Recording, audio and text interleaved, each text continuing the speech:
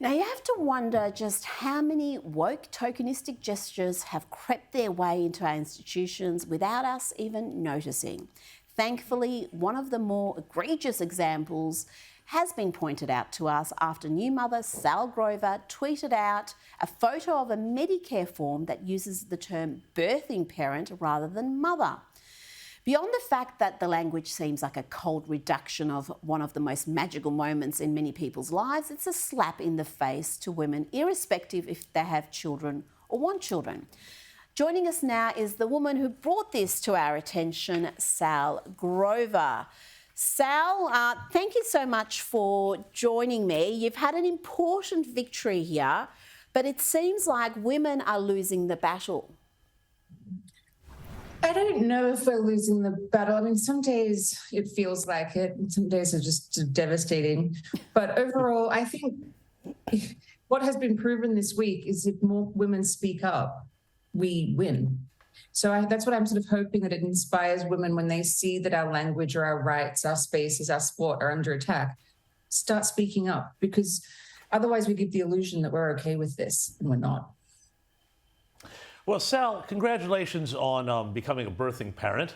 We know that this is a very special thing for everybody, so well done on that. But I was quite surprised to see Bill Shorten, in his role as Government Services Minister, just say, within hours of the story being reported in the Daily Telegraph, that, no, we're changing the forms back. This is silly, this is ridiculous, and this never should have happened. Does it give you some hope that there is some common sense, not just among people on the right who are traditionally associated with this, but also among people on the left side of politics? 100%, because I mean, it just proves any thinking person, when it's brought to their attention, they're like, oh, this is absolutely ridiculous. So I'm not that shocked in that sense, because it's like, of course you would change it back.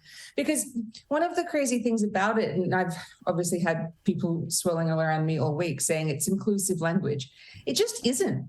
I mean, this particular form was to put the newborn on a Medicare card. So these arguments of like, oh, you've got to include surrogate mothers or all these different things, I'm like, they wouldn't be putting the newborn on the Medicare card. Like, the inclusive word here is either mother, or if you just want to go completely neutral, it's parent.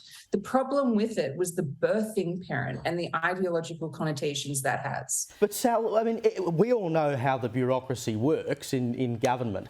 And so the decision to put that on a form would have gone through so many eyes before it finally got there. And no one at any point said, what is this? I mean, how does that happen?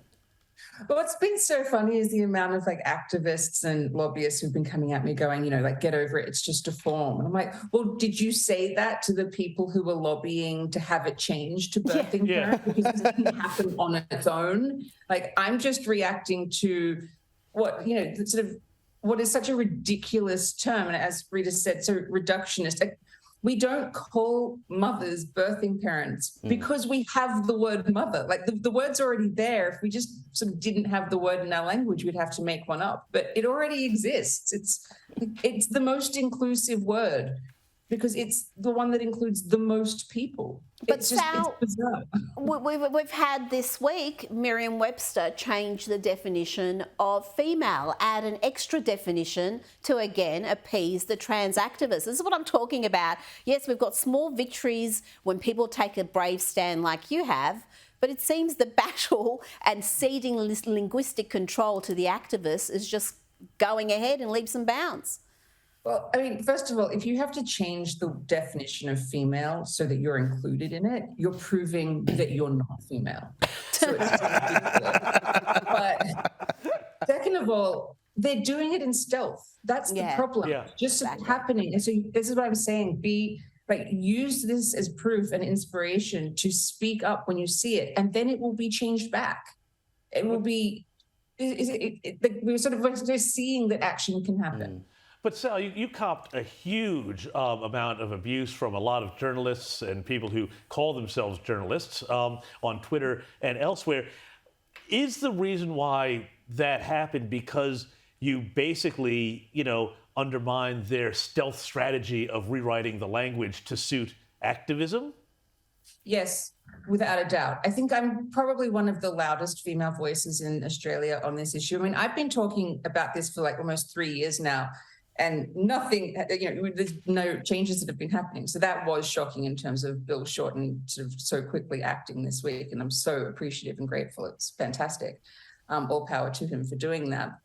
But yeah, there have been some journalists who seem to have a huge problem with just the word mother in general, with women's rights, with me being a mother. There was one who was saying that, I shouldn't even be called a mother or something. Call me what I am, which is a transphobe. And it's just like,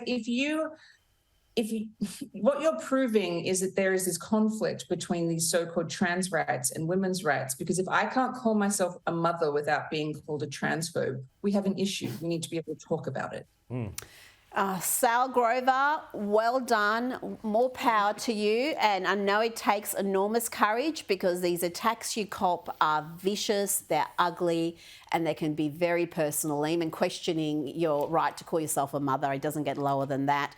Thank you so much for joining us this morning. Thank you so much.